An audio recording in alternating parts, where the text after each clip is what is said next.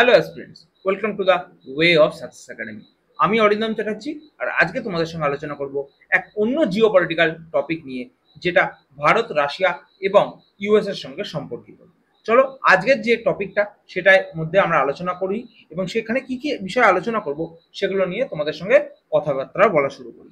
আজকের যে মূল আলোচনার বিষয় সেখানে হচ্ছে রাশিয়া যে দেশটা রয়েছে, তারা চাইছে ভারতের থেকে 1 মিলিয়ন স্কিল ওয়ার্কফোর্সকে তাদের দেশে কাজ করার জন্য। আচ্ছা, এই নিউজটা কেন ইম্পর্টেন্ট এবং এই নিউজের মধ্যে আমরা ভারত থেকে যে রেমিটেন্স ইস্যু সেটা নিয়ে আলোচনা করব এবং সুইফট মেকানিজম এবং তারপরে রাশিয়ার উপরে যে স্যাংশন জারি হয়েছে সেগুলো সমস্ত কিছু নিয়ে কিন্তু আজকে আমরা আলোচনা করব এই ভিডিওতে। তো চলো, সবার আগে আমাদের যে কথাটা মাথায় রাখতে হবে যে রাশিয়া চাইছে তার 10 লক্ষ ভারতীয় কর্মীকে তার দেশে নিয়ে যেতে, এবং এই ঘোষণার পরে কিন্তু কাঁপছে সারা বিশ্ব রাজনীতি। ওয়েস্টের ওপর চাপ বাড়ছে আর ইন্ডিয়া পেয়ে যাচ্ছে একটা গোল্ডেন অপরচুনিটি। কেন এই কথাটা বলছি, চলো ধীরে ধীরে আলোচনা করি এই ভিডিওতে। এই রাশিয়ার আগেই এই একই রকম ঘটনা বা একই রকম নিউজ আমরা দেখেছিলাম ইসরায়েলকে নিয়ে। ইসরায়েলও বলেছিল ভারতের প্রচুর সংখ্যক তারা মানুষজনকে চাইছে যারা তাদের দেশে তাদেরকে দিয়ে কিছু কাজ করাবে। আচ্ছা, সবার আগে আমরা ম্যাপে ফোকাস করছি রাশিয়া কোন জায়গায় লোকেটেড। তো তোমরা দেখতে পাচ্ছ ম্যাপে রাশিয়ার লোকেশনটাকে আমরা কিন্তু তোমাদের সামনে শো করলাম। রাশিয়া এই একটা বড় দেশ এবং সেই বড় দেশে যতটা তাদের লোকজন থাকার কথা সেই হারে লোকজন বা মানুষ নেই, এবং সেই লোক সংখ্যা কম হয়ে যাওয়ার জন্য এবং দীর্ঘদিন ধরে ইউক্রেনের সঙ্গে যুদ্ধতে অনেক মানুষের মৃত্যু হওয়াতে রাশিয়াতে কিন্তু জনসংখ্যার যে দরকারটা, একটা কাজ চালাতে গেলে একটা বড় দেশকে ডেভেলপ করতে গেলে যতটা জনসংখ্যা থাকা দরকার সেটা কিন্তু তাদের নেই। সেই জন্যই কিন্তু তারা এই যে সিদ্ধান্ত সেটা নিয়েছে। আচ্ছা, নিউজে বেসিক্যালি কি আছে? নিউজ আছে যে রাশিয়া অফিসিয়ালি ঘোষণা করেছে তারা তাদের দেশে 1 মিলিয়ন স্কিল ওয়ার্কফোর্সকে নিয়ে যেতে চায়। আচ্ছা, এই ডিমান্ড কেন এসছে? এই ডিমান্ড এসছে ইসরায়েলের ঠিক পরে।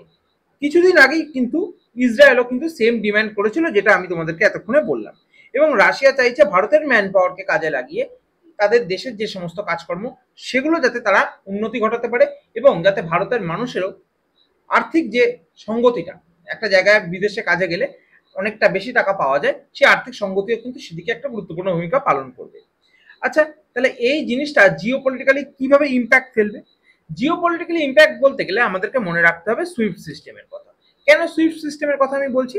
সুইফট সিস্টেম হচ্ছে এমনই একটা সিস্টেম যার মাধ্যমে বিদেশে কর্মরত কোনো ব্যক্তি সে তার দেশে টাকা পাঠাতে পারে। মানে কি বলতে চাইছি? আমি বলতে চাইছি সামহাও কোনো ব্যক্তি হয়তো ইউএসএ তে কাজ করে, সে ইউএসএ তে কাজ করে এবং ইউএসএ থেকে সে টাকা পাঠাতে চাইছে ইন্ডিয়াতে। তাহলে যে মেকানিজমের মাধ্যমে ইউএসএ থেকে ইন্ডিয়াতে এই টাকাটা আসবে সেই মেকানিজমটার নাম হচ্ছে সুইফট মেকানিজম। কিন্তু এই মেকানিজমটা একটা বড় সমস্যা, রাশিয়ার উপরে কিন্তু স্যাংশন জারি করেছে ইউরোপীয় গোষ্ঠী, ইউরোপীয় দেশ এবং সঙ্গে ইউএসএ। এই স্যাংশন জারি করার ফলে কিন্তু রাশিয়ার উপরে সুইফট মেকানিজম সুইফট সিস্টেমের মাধ্যমে রাশিয়া থেকে আর কোনো মানি ট্রান্সফার করা যাবে না। সুইফট সিস্টেম এক কথায় বন্ধ করে দেওয়া হয়েছে। এবং এই বন্ধ করে দেওয়ার ফলে সব থেকে বড় সমস্যা হচ্ছে রাশিয়ায় তাহলে যারা কাজে যাবে তারা কোনো টাকা পাঠাতে পারবে না। তাহলে তারা যদি টাকা না পাঠাতে পারে, তাহলে যারা কাজে যাবে তারা যদি টাকা না পাঠায় তাহলে তারা কেন কাজে যাবে, এই চিন্তাটাও তো মাথায় আছে। এবং এই সমস্যাতেই দেখো একটা জিনিসের উদ্ভব হচ্ছে যে যদি মানুষ কাজে যায় তাহলে তাদেরকে টাকা পাঠাতেই হবে, এবং টাকা পাঠানোর জন্য একটা নতুন মেকানিজমের কথা ভাবা হচ্ছে। এবং যে মেকানিজমে মেনলি রুপির সঙ্গে রুবেল হচ্ছে রাশিয়ার কারেন্সি, দুটোকে একসঙ্গে লিঙ্ক আপ করে নেওয়ার ব্যবস্থা করা যদি হয় তাহলেই কিন্তু এটা সম্ভব হবে। কিন্তু যদি রুবেলকে রুপির সঙ্গে লিঙ্ক আপ করে নেওয়া হয় তাহলে যেটা সমস্যা হবে সেটা হচ্ছে ডলারের যে ডমিনেন্সটা রয়েছে সেটা কমে যাবে, আর ডলারের ডমিনেন্স কমে যাওয়াটা কোনোভাবেই কিন্তু ইউএসএ সহ্য করতে চাইবে না। তাই ইউএসও কিন্তু চাইছে না এই যে ঘটনাটা যাতে ভালোভাবে এগোক এবং ভারতের মানুষ যাতে রাশিয়ায় গিয়ে কাজ করুক। এবার সবার আগে তোমাদেরকে একটা কোশ্চেন আমি তোমাদেরকে করছি, তোমরা কি জানো যে ভারত থেকে অনেক মানুষ তো বিদেশে যায় কাজ করতে, যে which 3 countries send the most remittance? তিনটে কান্ট্রি, ঠিক আছে, যারা সব থেকে বেশি রেমিটেন্স পাঠায়, ঠিক আছে, এই কান্ট্রিগুলো কে কে জানো কি? যদি জেনে থাকো অবশ্যই কিন্তু কমেন্ট সেকশনে তার অ্যান্সারটা সবাই করবে।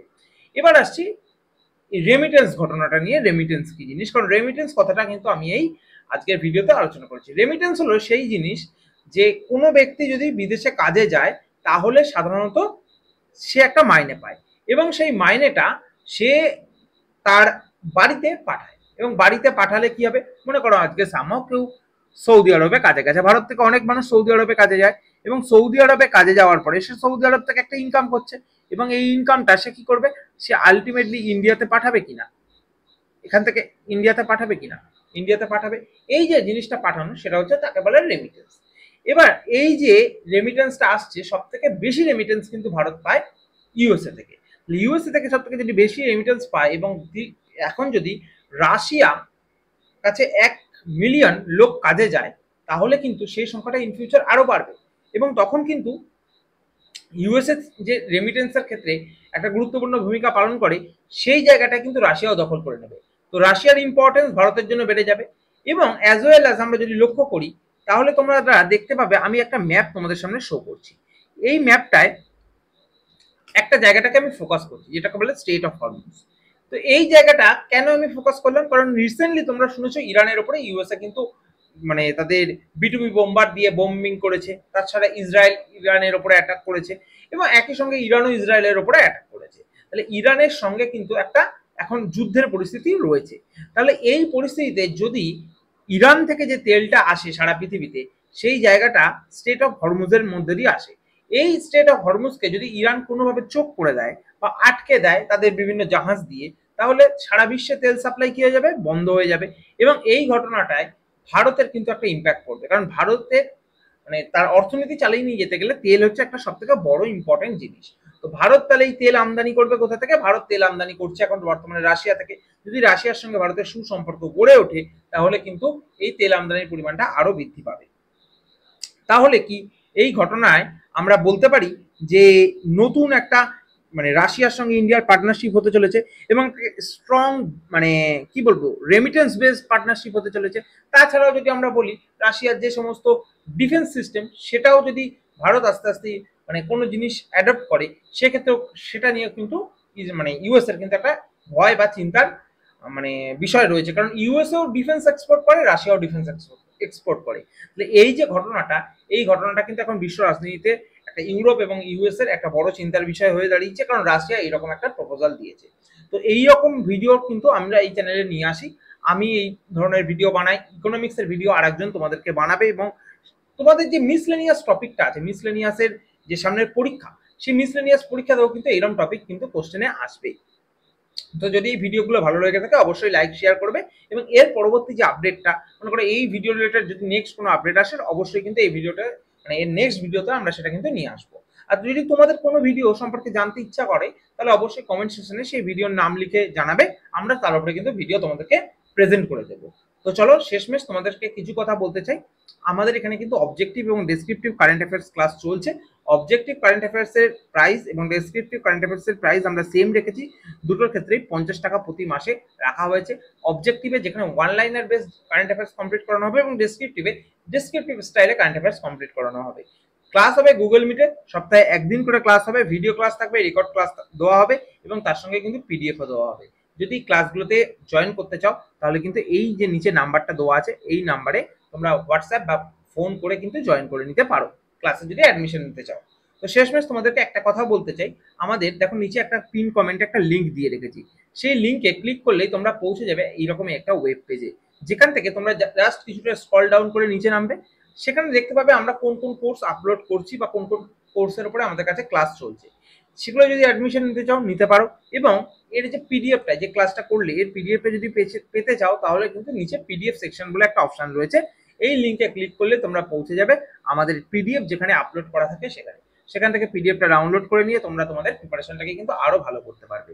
তো এই অবধি আজকের ভিডিওটা কিন্তু শেষ করলাম। যদি ভালো লাগে অবশ্যই লাইক শেয়ার এবং সাবস্ক্রাইব করবে, এবং চ্যানেলটার পাশে থাকবে, বন্ধুদের মধ্যে ছড়িয়ে দেবে। শেষমেশ একটাই কথা বলবো, stay updated with this channel. Thank you for watching this video.